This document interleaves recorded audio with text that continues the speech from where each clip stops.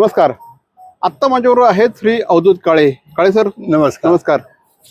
अवधूत काळे म्हटलं की काळे बंधूंचे आंबे हे आपल्या सगळ्यांच्याच लगेच लक्षात येतात आणि हे आंबे एवढे प्रसिद्ध आहेत की काळे बंधू कधी येणार ठाण्यामध्ये, डोंबिवलीमध्ये याकडे आंबा प्रेमींचं लक्ष असतं.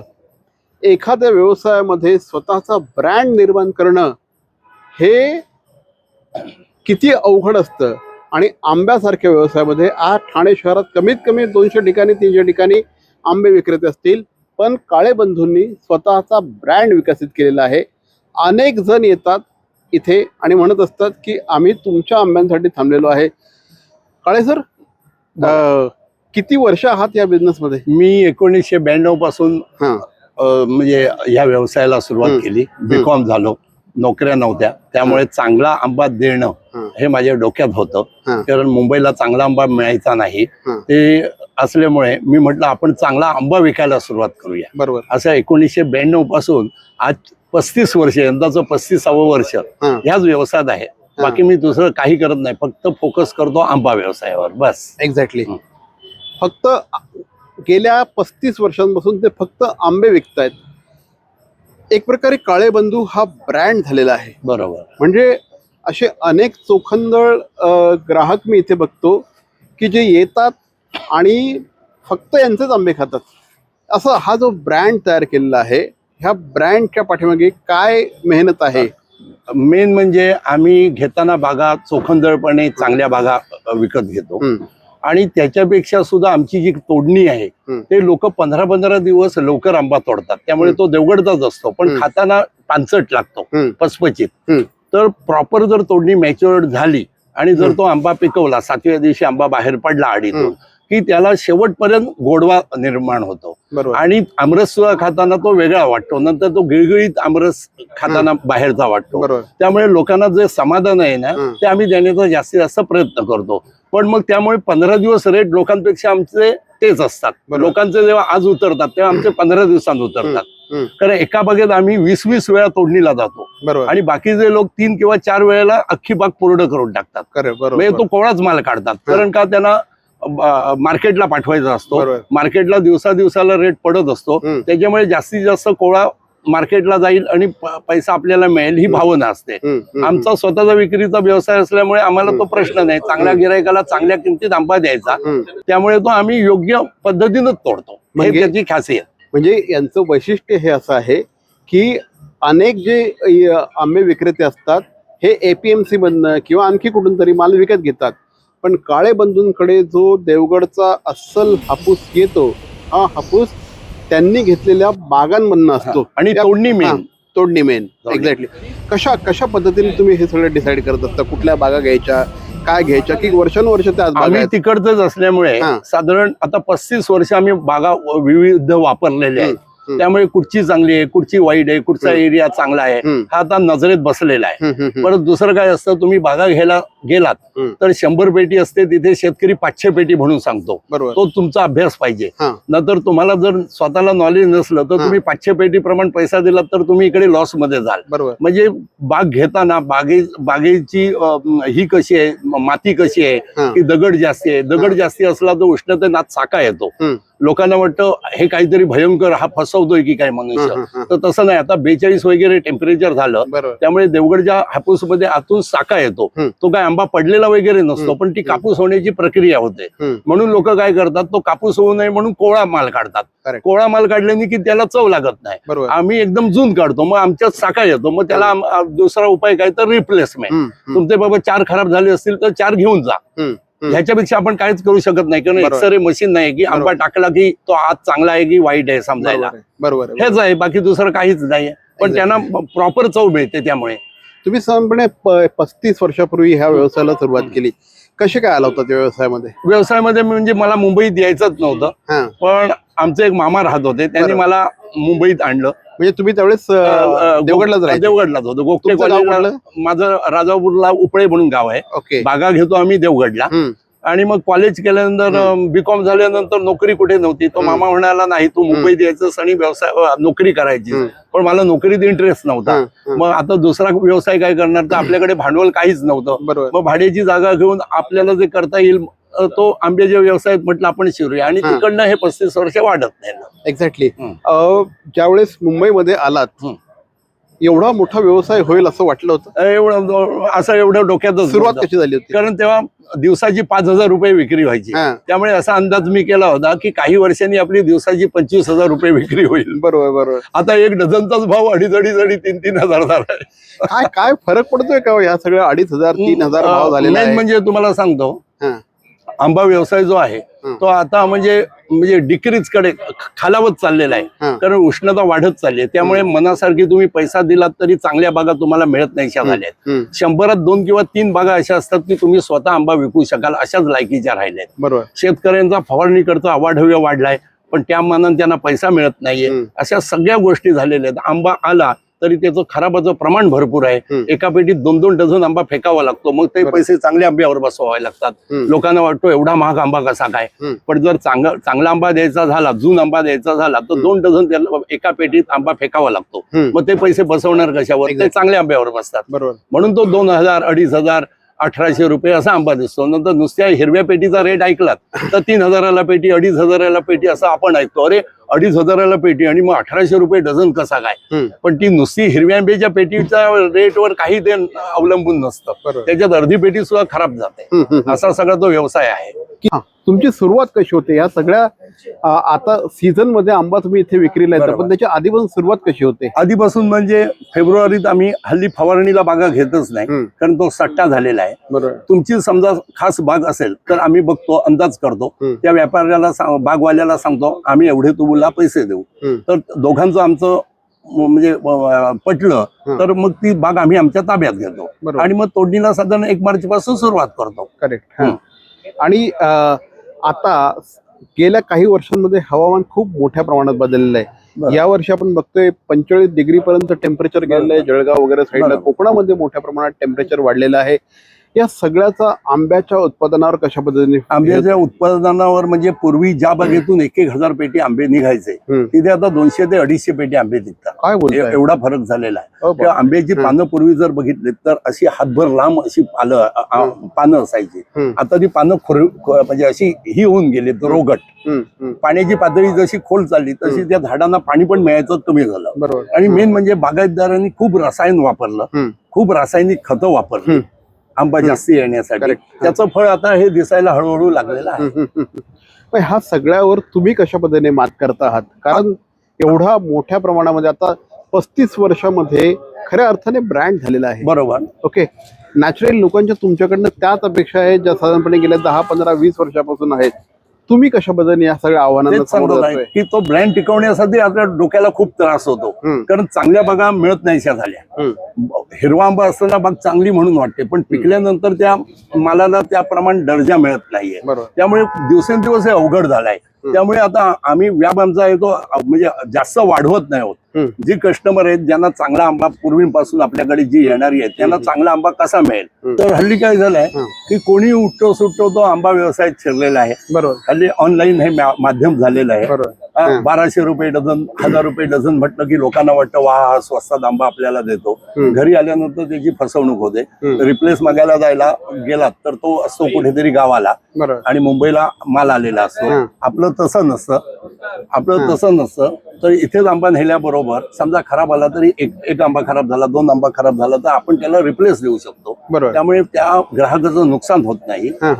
नंतर हल्ली मोठमोठे जाहिराती करतात, ते केशरी कलरचा आंबा कापून दाखवतात, आमच्याकडे असा देवगड आहे. त्यामुळे त्या आंबा व्यवसायातली एक दर्जा होता तो घसरत ऑथेंटिसिटी कमी झाली. कोणी उठतो ती दुकानं लावतो, कोणी उठतो तो ऑनलाईन आंबा विकतोय. कळलं काय? आणि मग त्याच्याबरोबर कस्टमर कम्पेअर कधी करतो.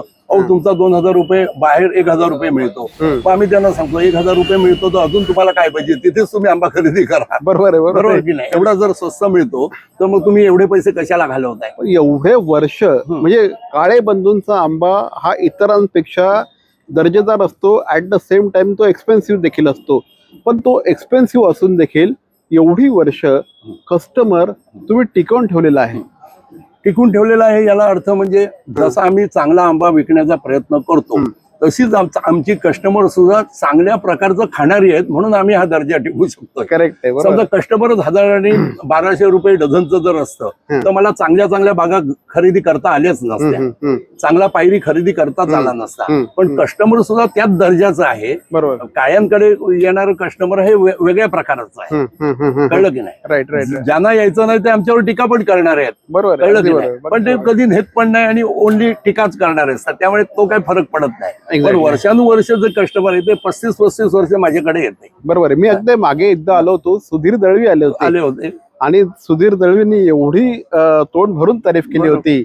मला जर शक्य झालं तर तो बाईट मी सुधीर दळवींचा नक्की या इंटरव्ह्यू मध्ये लावतो की म्हणजे असे चित्रपट सृष्टीतले अनेक कलावंत इथे येतात. कोण कोण येतात सर साधारणपणे? सुधीर दळवी येतात, भोसले नाव मला आठवत नाही, बरोबर, त्या येतात. दुसरं आपलं बंटी शेठ, आपल्याकडे कोण येतात ते बोनसाय आपण कोणाला देतो? विजू माने, शिंदे साहेब येतात, अशी केदार शिंदे साहेब येतात, अशी भरपूर जण येणारी आहेत. असं बांदेकर येतात, आदेश बांदेकर आणि त्यांची मिसेस वगैरे हे सगळी फॅमिली येतात. तुम्ही जर आपल्या प्रेक्षकांना समजावून सांगायचं असेल की अस्सल हापूस, देवगडचा हापूस आणि इतर याच्यामध्ये अस्सल देवगडचा हापूस ओळखायचा कसा? मी सांगण्याचा प्रयत्न करतो, पण नॉर्मल माणसाला असा पटकन तुम्हाला देवगड हा हापूस आहे की कर्नाटक आहे की रत्नागिरी आहे हे कोणालाही सांगता येणार नाही. म्हणजे कोकणातला एखादा बागायतदार घेतला आणि त्याला मिक्स आंबे करून देवगडचे काढायला सांगितलं तरी सुद्धा 100% कोणी काढू शकत नाही. एवढा कोणी तरबेज ह्याच्यातला नाही. पण त्यातल्या त्यात आंबा घेताना हे जे देठ असतं हे फ्लॅट झालेलं असलं पाहिजे. तर मग कुठचाही जरी आंबा असला तरी तो चवीला तरी चांगला येतो. आंबा असा बघताना खाली जर हिरवट असा डाग दिसला तर हल्ली उष्णतेमुळे तो भाजलेला असतो, त्यामुळे तिथे खराब होण्याची शक्यता असते. देवगड थोडासा लांबट असतो आणि हातात घेतल्यानंतर त्याची असं जर तुम्ही त्याला टच केला तर साल पातळ असा हातालाच आपल्याला टच लागतो. हेच आहे, बाकी काही ओळखण्याचं फार मोठं वेगळं हे नाही, असं काही जबरदस्त सायन्स वगैरे नाही. मी तुमच्याकडे नेहमी बघतो की गिऱ्हाईके येतात आंब्याचा रस सुद्धा मागतात. बरोबर. आणि आंब्याचा रस हा इकडचा वैशिष्ट्यपूर्ण असतो, त्याच्यामध्ये गुठळ्या असतात. हे काय आहे? सर्वसाधारण सगळे मशीनवर आमरस काढतात फटाफट व्हावं, पण मराठी जे कस्टमर सर्वसाधारण आहे त्यांना गुठळीचाच आमरस लागतो. त्यांना मशीन लागलेला किंवा मिक्सर मधला आंबा आवडत नाही, त्यामुळे गुठळीच्या आंब्याला जास्ती महत्व असतं. अच्छा, बरोबर. आणि बिगर साखर टाकून आम्ही तो आहे तसा ओरिजिनल देतो. ह्या म्हणजे काळे सरांचं जर सांगायला गेलं तर हा माणूस इथे साधारणपणे मार्च महिन्यामध्ये तुम्ही येतात? साधारण 1 मार्च पासून येतो, तो 10 जून पर्यंत. ह्या वर्षी थोडंसं लेट झालं होतं, पण इथे आल्यानंतर ठाण्यामध्ये त्यांचं घंटाळी मैदानाच्या बरोबर बाजूला त्यांचं हे सगळं आंब्याचं राज्य आहे. आणि इथे आल्यानंतर तुम्हाला अक्षरशः असा घमघमाट तुम्हाला लगेच तुम्हाला कळतं की हे काहीतरी वेगळं आहे, हे काहीतरी ओरिजिनल आहे, हे काहीतरी प्युअर आहे. तर इथे आल्यानंतर ना तुम्हाला हे सगळं बघायला मिळतं. आणि हा माणूस इथे 1 मार्चला आल्यानंतर डायरेक्ट जून मध्येच ते इथून बाहेर पडतात. हे किती वर्ष चाललंय? मी एकदा दुकान चालू केलं की लोक चहा प्यायला बाहेर चाललेत, वडा खायला बाहेर चाललेत. मी आमच्या गेट पर्यंत सुद्धा 2.5 महिन्यात बाहेर पडत नाही, एवढं त्याच्यावर फोकस करतो. बरोबर. आणि काही कस्टमर असे आहेत की ती पहिल्या सुरुवातीलाच सांगतात की आंब्यापेक्षा तुम्हाला प्रथम आम्ही भेटायला आलो, एवढं माझं रिलेशन. तुम्ही सगळ्याशी जिव्हाळ्याने गप्पा मारत असतात. समोर कस्टमर आपल्या जिव्हाळ्यान सगळ्या गप्पा वर्षभराच्या सांगत असतो. नुसतीच आंबा विक्री असताना मी पॅशन म्हणून नाही करतोय, नुसता व्यवसाय म्हणून कोणाला तरी फसवावं, कुठचा तरी माल आणा, त्याच्यात तो मिक्स करा, हे आपलं ध्येय नाहीये. तर आता माझ्या वयाचं 60 वर्ष आहे, त्यामुळे वाटत नाही, त्यामुळे मी किती वर्ष करेन हे काही सांगू शकत नाही. तो आपल्या नंतर लोकांनी आठवण काढावी हा माझा जास्त उद्देश आहे. सर, 35 वर्षाचा तुमचा आंबा विक्रीचा अनुभव आहे. तुम्ही अनेक पावसाळे बघितलेले असतील, काही अडचणी पण आल्या असतील ना? बरोबर. काही चॅलेंजेस पण आले असतील, काही अडचणी देखील आल्या असतील. काय अशा प्रकारच्या काही अडचणी आल्या का तुम्हाला खूप व्यवसाय करताना? खूप आल्या. आता 1998 सालात 99 सालात एकदम अवकाळी 15 मेला पावसाळ्यात चालू झाला, तेव्हा आमची एका बागेत 400 पेटी अशी मोठ्या साईजची पायरी संपूर्ण गळून गेली.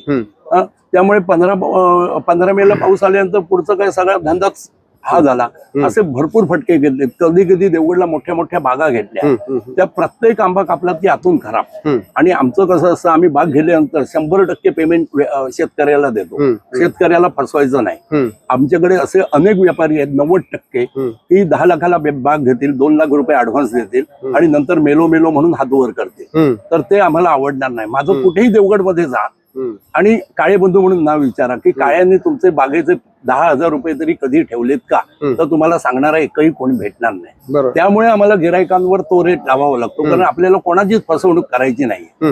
तुम्हाला चांगला आंबा हवा असेल तर हा रेट बसेल, नसेल तर विषय सोडून द्या. तिकडच्या शेतकऱ्यांमध्ये सुद्धा चढावड असली, चढावड असते. काळे बंधू नाही बाग द्यायची नाही किंवा उगाच किमती अवाढव्य सांगायच्या. हे स्वतः विकणारे आहेत त्यामुळे अवाढव्य किमती सांगायच्या. पण शेवटी आम्ही पण 35 वर्ष या धंद्यात असल्यामुळे बागेचा दर्जा काय आहे, हा काय मनुष्य किती पेट्या आहेत सांगतो. खूप फसवाफसवी चालली. म्हणजे असं तुम्ही समजू नका की कोकणातला शेतकरी म्हणून तो बावळट आहे तेव्हा त्याला कोणी व्यापारी जातोय आणि फसवतोय, तर ते चित्र उलट आहे. कोकणातला शेतकरी म्हणजे व्यवस्थित आहे, हुशार आहे, तो स्वतःची फसवणूक कधीच करून घेणार नाही. एक्झॅक्टली. हे जे सगळं आहे, आम्ही एक पिक्चर बघितलं होतं हापूस नावाचा, त्याच्यामध्ये असं दाखवलं होतं की शेतकऱ्याला स्वतःला जर का आंबा विकायचा असेल तर ते खूप अवघड असतं. पण हे तुम्ही गेली 35 वर्ष एका व्रतासारखं करता आहात. बरोबर.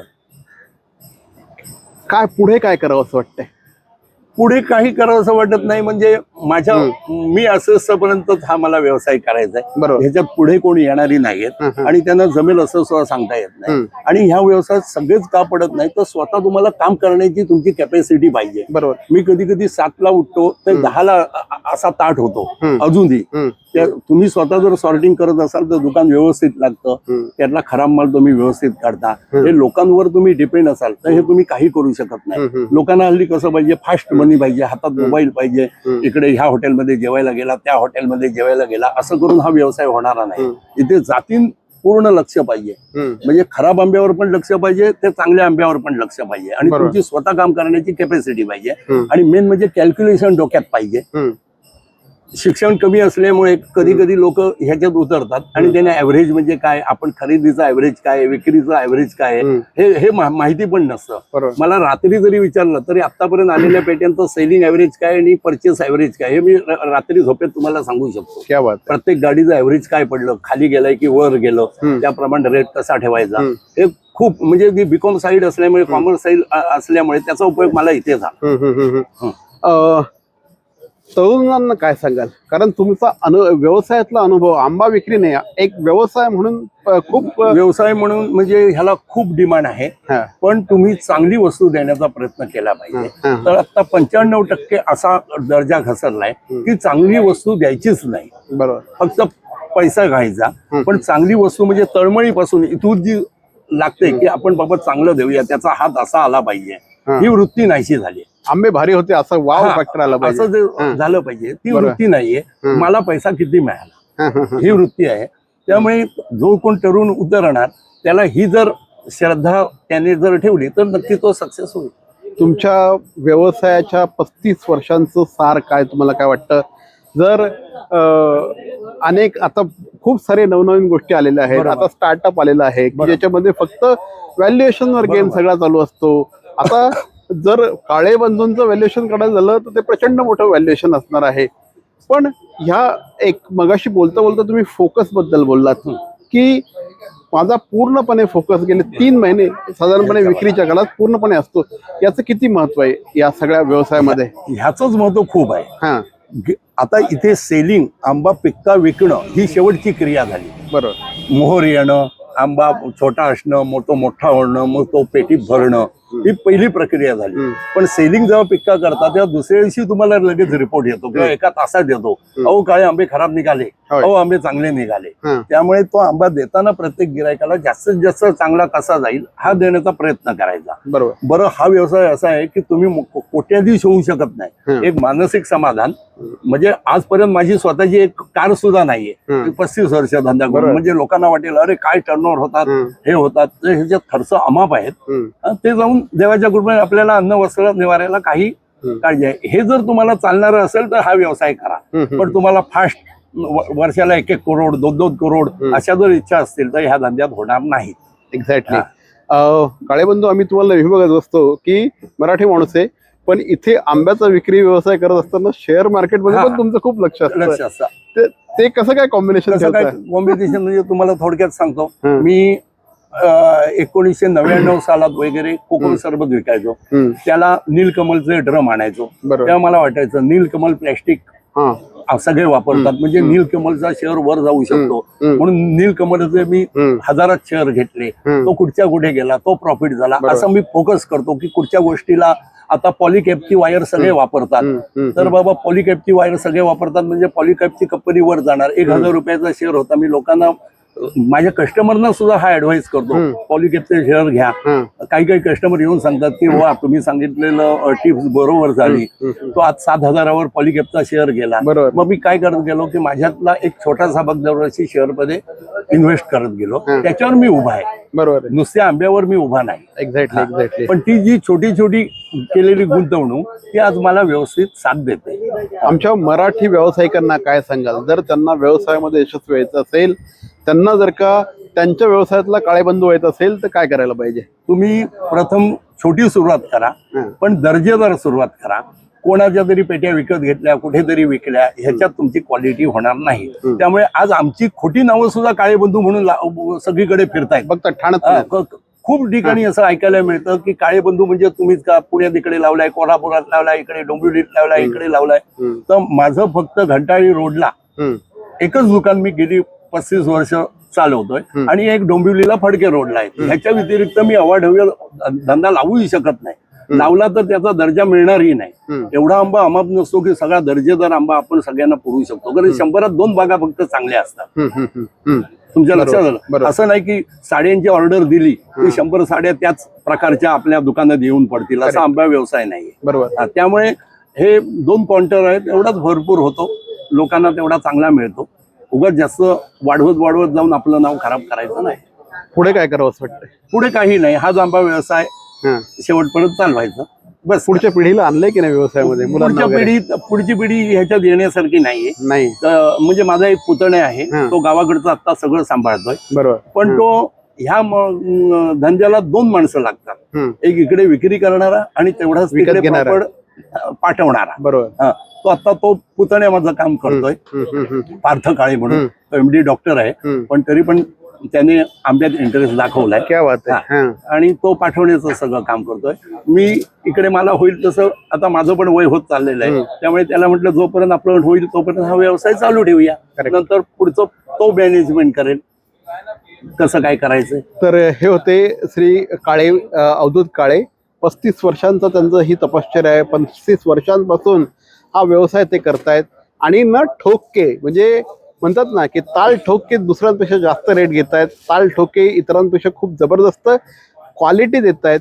आणि अनेक इथे समोर बसताना सुद्धा ते अहो काळे असे आतापर्यंत 10 गिरायकांनी त्यांना नंतरपर्यंत हाक मारलेली आहे.